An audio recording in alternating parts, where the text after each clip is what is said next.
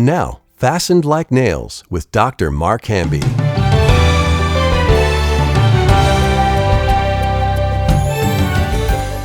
Welcome to another Fastened Like Nails, and in the studio with me is Miss Molly Mayo. Hey, thanks. Hey, Molly, we're going to try to bring this close to a conclusion. This is the last wisdom lesson. Whoa, the last one? Well, we're going to break it into two parts because it's so long. It's chapter 9. It's right on the heels of chapter 8, which was like the highlight. Wait, 9 is on the heels of chapter 8? Well, That's crazy. Okay. Are you mocking me? No, not at all. Because we're going to talk about mockers in chapter 9. That would be terrible, Mark. Do you know what mockers do? They mock. Let me think about it. That is not true. They what? They put other people down. No. Because they're insecure. Yes, but what else? They delight in mocking. Oh, you got it. Oh. What's the Bible say? They delight in their mocking. So what does that mean? They delight in their mocking. Well, they enjoy it. They enjoy putting others down because it gives them a rush of power and superiority. And covers their own, like you said earlier, yeah. insecurities. Yep, good job. Okay. And okay, fools. I'm sorry for mocking you, Mark. Oh, dear. Okay, so let's get right into this. So, again, on the heels of chapter 8. Okay, good job. Comes Chapter 9. No, but there's a reason for this. Forget about the 8 and 9. Chapter 8 gives us this beautiful picture of wisdom creating with God in such a way that was playful. It was like dancing. It was like singing. They were having fun, okay? Oh, that's beautiful. And all of that. And I was daily his delight. Yes. Which is what she says. Beautiful. Okay, well, let's unpack that just a little bit so we can review. But think of this. All of that was on the heels of Folly's flattering lips, beguiling beauty, and enticing touch. And when we got to chapter 7, it was so dark. Everything was dark. In the twilight, in the dark of night, yes. In the evening, in the black and dark night, yes. A woman met him. And it was so sleazy and dark that by the time you got to the end of it, you felt exhausted and you felt nauseated. It's nothing to enjoy. There's nothing to enjoy in chapter 7. So when you get to chapter 8, wisdom comes on the scene. Wisdom teaches the lesson herself, basically saying this, not basically, literally saying this. There's nothing you can desire in the world than finding me.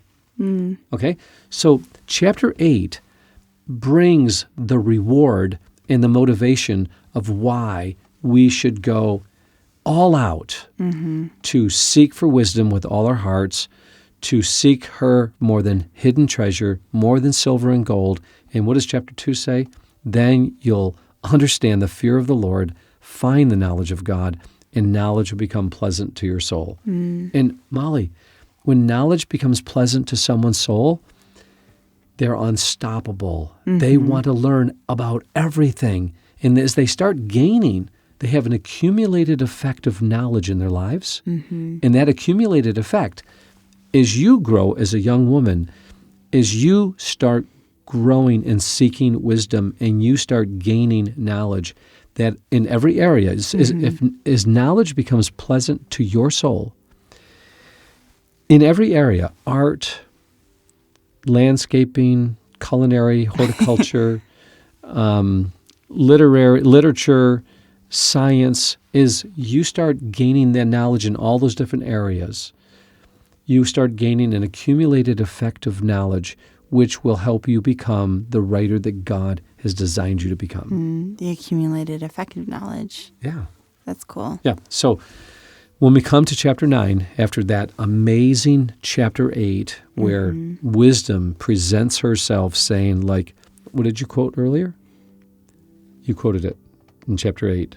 I was daily his delight? Yes. Wisdom was God's daily delight. And because wisdom was God's daily delight, she then delighted in the sons of man. Yes. Yeah. And what was her great joy? The sons of man? Yeah. But what about the sons of man? Communicating to the sons of man all the things that wisdom had in heaven with God. Setting the stage for this could be yours. You could have an existence that's like dancing and singing and having fun with your creativeness as you create now with your life. And so that brings us to chapter 9. And chapter 9 starts off with this statement. Wisdom, it starts off with the word wisdom. Wisdom has builded her house. Builded? That's what it says. Weird. Wisdom has builded her house. She has hewn out her 7 pillars. That's how it starts. That's verse 1. Okay? Now, It's quite a task. She's built a whole house and she's hewing out pillars. Molly, on the heels of chapter 8, what was she doing in chapter 8? This was interesting because I think in 8:30 it was, then I was beside him, the Lord, as a master craftsman. And you talk about this word, architect. You got it. Yes. And now she's building the house in chapter 9. Okay, let me just mention in chapter 8, we have this amazing word. It's called Aman. It's kind of where we get the idea Is that Hebrew? Yes, it's Hebrew. Hebrew Aman. Aman. It's chapter 8, verse 29. It says this, when he gave to the sea his decree that the waters should not pass his commandment, when he appointed the foundations of the earth, then, wisdom, then I was by him. Oh, I love this, okay? I was by him as one brought up with him, and I was daily his delight, rejoicing always before him. That word, that phrase, as one brought up with him, you ready for this? No. It's the word for master architect. Oh, that's cool. Master workman, master craftsman, but primarily architect. Now, this word Aman carries the idea of someone who's highly trained, highly skilled, an architect, a craftsman, someone who's able to see the design. So, Molly, there's one more part to defining this master architect. Oh, what is it? It's the word for pillar. What? Yes. What does it mean? It's the idea of foundation. Oh. And brings you right into chapter 9. And what is wisdom doing? Building her house. What else is she doing? She's hewn out her 7 pillars. Wait. Where does pillar appear other than here? So it's in 9:1. She's hewn out her 7 pillars, but then you were talking about like that word pillar was back in chapter 8. It's the same word as Aman for architect. What? Yes, this She idea. is a pillar? Well, the idea of master architect, one of the root meanings of that word is the word for pillar, carrying the idea of foundation. So a master craftsman, the most important part of his architectural drawings is the foundation, which leads us into chapter 9, where wisdom is building her house. And what's the very first thing that she does? She has hewn out her 7 pillars. So, Molly, here we have the very first verse. Wisdom's building her house. She's hewn out her 7 pillars. Some theologians think that the 7 pillars represent the 7 days of creation. Oh, interesting. Kind of interesting. But she doesn't stop there. Once the house is built, guess what she does next? She is making a banquet. Yes, she kills her beasts. In other words, she's making prime rib. Ooh, Isn't that cool? I want to go. She's mingled her wine or mixed her wine. Do you know what that means? I wish I did. One of the best ways to describe this is to go to the book of Jeremiah. Jeremiah chapter 48, verse 11. Now, it's talking about Moab, but this is so cool. I never saw this before, but when I saw this, the spiritual application of mixing wine to spiritual growth is so amazing. You ready? No. So, verse 11, chapter 48 of Jeremiah. Moab has been at ease from his youth, and he has settled on his lees. Do you know what lees are? I wish I did. He's It's the word settled on for his lees. dregs, the settlings of wine, the bottom part. He has settled on his lees. That's where all of the fermentation is kind of gathering together, and it's kind of floating down to the bottom. That is gross. He has settled on his lees, and he has not been emptied from vessel to vessel, neither has he gone into captivity. Therefore his taste remains in him, and his scent is not changed. So here it is. Jeremiah gets this. And the mixing of wine was so important. After it's set in the wooden kegs that they would have made, as the wine is poured in there, the wine now has to be emptied from time to time so that it doesn't just settle in one spot there. So the taste remains at the bottom. So they've got to turn these upside down from time to time. And when they do that, the flavor starts to change and gets better and better and better. If that doesn't happen, the wine actually becomes stagnant. So God says here in Jeremiah 48:11 that Moab has been at ease. He's not been turned upside down and poured out and in back in and so forth. That's what God has to do with our lives. He doesn't want our lives to be at ease. He wants to mature us and change us, and the only way you can do that is there's got to be stress applied to a person's life, and that's what he does through relationships. That's what he does through our health. That's what he does through losing a job sometimes or being corrected. And so Moab has been at ease, not a good thing, from his youth. It's so important, Molly. We have a whole generation growing up right now of entitlement mentality. I saw it take place tonight, this entitlement mentality. I think Colin talks about that in his Chaos and Order class, the idea of, you're kind of going on this course, but if you just kind of do your thing, then you'll never be perfected. You'll not have that change. There has to be this moment of chaos to establish kind of a new order. We actually read that back in Proverbs. It was talking about the son had everything prospering and going great for him, and he's just doing his thing. And then there's this whole correction theme that's brought in, which has been throughout the whole book of Proverbs. And it's that correction that brings about the greater difference, the greater change in his life. And that's what Jeremiah is talking about here. Okay, so Molly, this is one of the best parts. You ready? His taste remained in him, and his scent did not change, because the big kegs of wine, the wooden barrels of wine, were not tipped from one side to the other.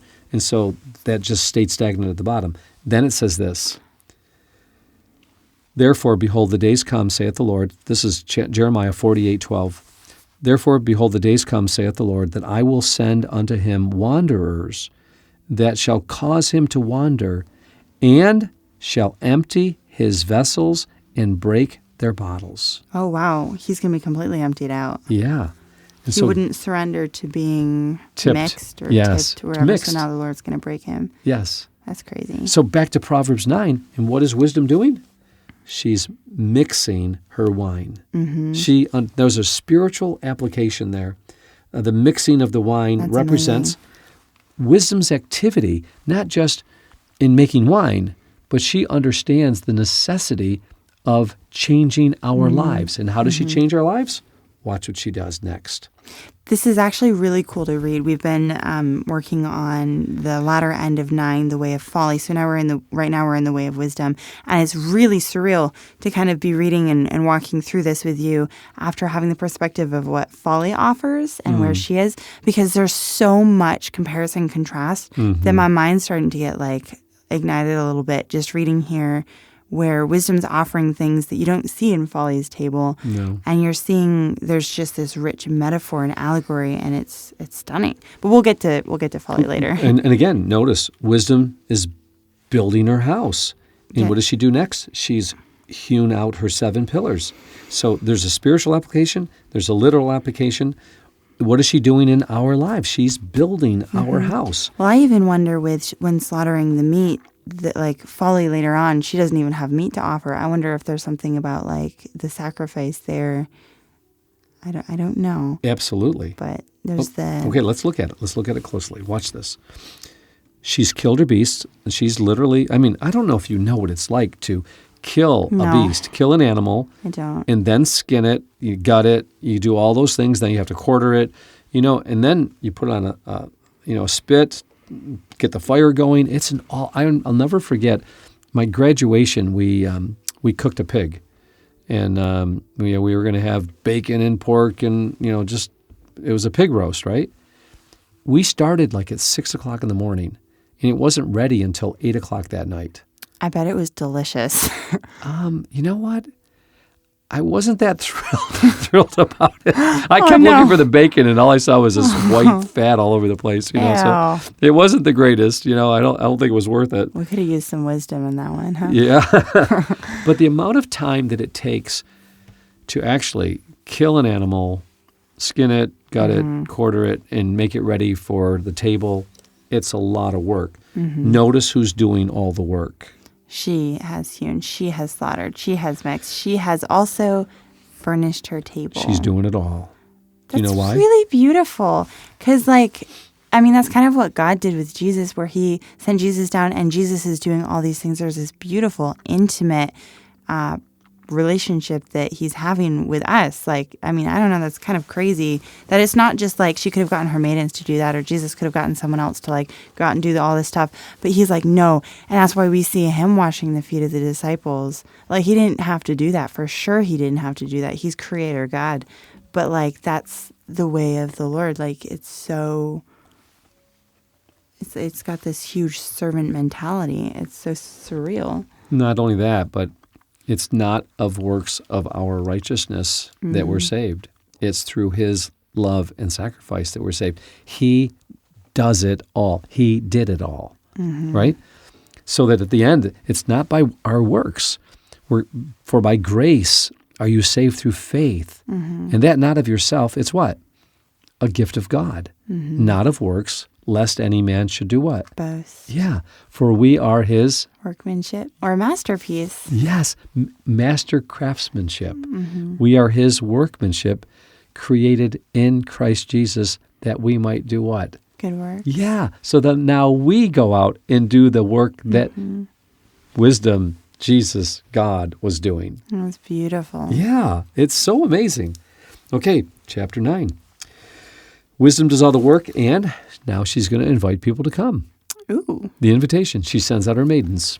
All right, here we go. She sends out her maidens. She cries upon the highest places of the city. Now, the maidens don't cry on the highest places of the city. No. Wisdom does. And wisdom's not just at home, too. She's still out there in the midst of it. Absolutely. The eyes of the Lord run to and fro throughout the whole earth, seeking those whose hearts are completely his. Guess what he wants to do? Bless them. That's amazing. He wants to bless them. That's what God's doing. She has sent forth her maidens. She cries upon the highest places of the city, and we're going to find out later that Folly is going to do the same thing. Here's the first invitation. Folly sort of does the same thing. I don't think she leaves her door. But she's in the high place of the city. Here's the invitation. Everyone ready for the invitation? Here it is. Whosoever is simple, let him turn. The word turn? Oh, turn at my reproof. There you go. It's back. Chapter 1, verse 1, 22, and 23. Like a little frame.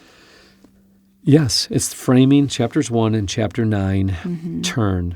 But this time it looks a little bit different. It is different. In chapter 1, turn at my reproof, and I'll pour out my spirit to you. I'll make my words known unto you. And so wisdom is giving the simple people, back in chapter 1, an opportunity to turn. Not only the simple, but she says to the simple, to the fools, and to the mockers. And she says to them simply when they don't turn. Simply. Huh? Simply. You made a pun. Did I say that? Yeah. She says, how long will you simple love being simple? How long will you mockers delight in your mocking? And how long will you fools hate knowledge? We can go into detail on that. I think we've talked about it plenty. Go back and look at that lesson. Or listen to that lesson. So here's the invitation in chapter 9. Whoso is simple, let him turn in here. And for him that lacks discernment, she says to him, there are two people here that she's inviting. Number one, the simple, thoughtless, naive, gullible, easily enticed. And he doesn't get this just open invitation there. There's let him turn in here. He still has to turn. He has to make a decision to turn from his ways. Yep. If he doesn't turn, he's not going to be able to join them. And that's when you go to Matthew 24, 25, and they come into the banquet, the wedding feast, and knock on the door, and Jesus opens and says, hey, I don't even know who you are. Oh, yeah. You weren't invited. And they get closed out. Here in chapter 9, catch this, chapters 1 through 8. Chapter 1, the simple, the mockers, and the fools are all invited by wisdom to turn. In chapter 8, the simple and the fools are invited. The mockers are left out. In chapter 9, only the simple are invited, and anyone else who lacks discernment. Now, the lacking of discernment is important here because even the youthful, knowledgeable people and the wise people could lack discernment. Discernment is the highest level of spiritual maturity. Discernment is what allows a person to discern or know between good and evil. Gaining discernment in life is one of the most important character traits that you can possibly possess, and here's why. In Genesis chapter 3, Eve lacked the discernment to know whether the serpent was telling the truth or not. And what did the serpent entice her with? Did God really say? Is God keeping something from you? The discernment that we need is whether or not the culture, the movies, the friends, the pastors, the things that we listen to or watch, whether or not those things are speaking the truth about God. Are they representing the truth about God? That God, in God, He is good, He is light, He is love. Deception, a lack of discernment, causes a person always to suspect God. I don't know if God's really on my side. Well, I think one of the reasons for that is instead of finding knowledge in God, who is the source of knowledge and truth, they're finding it or trying to find it in themselves. And so if they're questioning God's goodness and God's truth, then they're reverting to their own brain, which can't comprehend true knowledge That's about because the Lord. they've not spent time with God. Yeah. They've not spent time in His Word, and they don't trust His Word. And His Word has not come alive, which means that they maybe have not surrendered like they were supposed to in chapter 1. Turn, and I will pour out my Spirit to you. I'll make my words known to you. That's how it starts. A person that's struggling right now, that the Word of God is kind of dead to them, it may be because they just have not surrendered in some areas of their life. I know what that's like, you know. True surrender looks like this. I love this proverb. I think it's chapter 12. It's either chapter 12 or 22, 24, or whatever. It says this: by humility and fear of the Lord are riches, honor, and life. I love that. Yeah. I was thinking of the one that we went over back in Proverbs 4, which is trust in the Lord with all your heart and lean not on your own understanding. That's good. Okay, here goes. Whoso is simple, let him turn in here, and he that lacks discernment, she says to him. You see that? So she's saying this to the person who lacks discernment. Come, eat of my bread and drink of my wine that I have mixed. Molly, bread and wine. What does that remind you of? Yeah, Jesus. Yeah, the Last Supper. Here, wisdom is bringing these two beautiful Elements. representations of the body and blood of Christ at this last banquet. It's an invitation to fellowship here. Bread and wine. And what does she do? I love this. Forsake the foolish and live. If you're going to enjoy fellowship with God and enjoy His offering of His bread and His wine, Jesus said, take, eat of this bread. This is my body. Take, drink of this cup. This is my blood. Earlier on, He said, if you do not eat my body or drink my blood, you can have no part with me. You know what He was talking about? What? His words. It says it right there in the text. In these words that I speak unto you, they are life. He wasn't speaking about actual eating His body and drinking His blood. He was talking about being all in, and holding on to the truth of His words that He was saying. Be all in. It's take up your cross and follow me and don't turn back. And here, what she says here to the invitation of those that lack discernment is, be all in, forsake the way you've been going, forsake the foolishness. That's what she says. Forsake the foolish. This idea of foolishness is significant because this whole book is about two things. Wisdom and folly. You got it. Forsake foolishness and do what? Live. And what does she say next? And go in the way of understanding. Literally, it says, go in the way of discernment. That's how you start to discern. by forsaking the foolish and truly begin to live. We won't get into what that looks like because we just did 1 through 9 lessons on what that looks like. So you can go back and listen and look at that. Okay, verse 7. He that reprove. Now, this is kind of odd. Out of the middle of this whole thing, she I don't goes, think so. you don't think it's odd? No. Okay. He that reproves a scorner shall get himself shame, and he that rebukes a wicked person will get himself a blot. Ooh, mine says only harms himself, Okay. That's exactly what happens. which similar. So as you forsake the foolish, you don't want to get in these arguments, because once you start trying to turn toward God, others are going to be questioning your reasons. They're going to be questioning whether or not you're making right choices. And all of a sudden, you start getting in these arguments with other foolish people, and God says, just stay away. Don't even go there. You don't have to reprove the mockers. You don't have to rebuke the wicked, the foolish. Just stay away. It's only going to harm you. It's like this. I've actually seen this to be true. It requires this level of discernment in your life. So the Lord's like stirring up something in your heart. He's convicting you about something. Your eyes get open to maybe an area of sin in your life. And then all of a sudden you're like, okay, Lord, I'll surrender that to you. And you start walking in that way. But then all of a sudden you look around and you're like, but everyone else is doing it. And there's a strong temptation to be like, hey, you knock it off. But then it's literally saying he who corrects a scoffer gets shame for himself, and he who rebukes a wicked man only harms himself. So there's this level of discernment and knowing when to open your mouth and when to be silent. Yeah. And I mean, that's right on the cusp of, now the simple person is going to forsake foolishness and go in this way. And so I'm sure that's going to be a temptation in that aspect. Molly, I've seen this happen in my own life where I've thought I was taking a stand and let someone know that I didn't like what they were saying. And it really did not go well. Yeah. An explosion. You got to look at who you're talking to. Yeah. And if you're dealing with a fool, don't answer a fool according to fool. Well, I think especially dealing with an unbeliever, as a believer, you can't hold them to the same standards that you follow if they're not walking with the Lord. Exactly. You might be able to deal with another believer. Yeah. Okay, verse 8. Reprove not a scorner lest he hate you, but rebuke a wise man and he will love you. I love that there's a play on words here of love-hate. Ooh.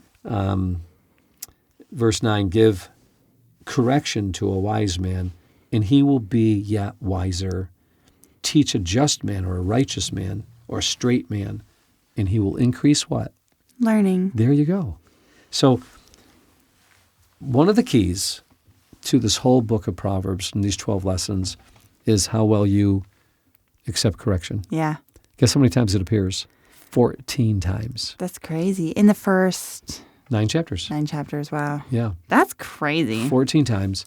And God says in the middle of it all, and correction is a way of life. Mm-hmm. That's so true. If you want to be wise, you've got to accept correction, which leads us to, guess what?